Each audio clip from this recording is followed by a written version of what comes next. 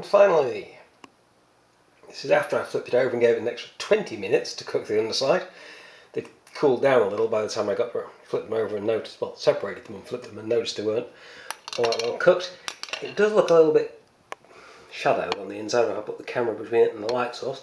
It does look a little bit Cornish pasty on the inside, but that is pork and fruit in there, not pork and mashed swede. Very tasty, very filling.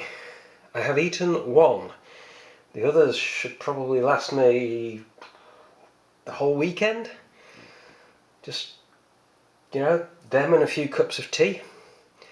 Unfortunately, using the rolling pin to do the little buns, little square cakes, the rolling pin was sticking to them.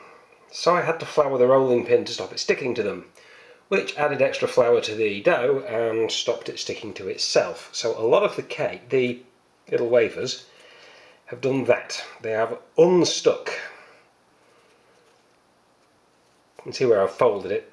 Both sides to the middle, both sides to the middle, roll it out, both ends to the middle, roll it out, both ends to the middle, and then hoped it would stay that way, and it did until I had to flip it over the other way.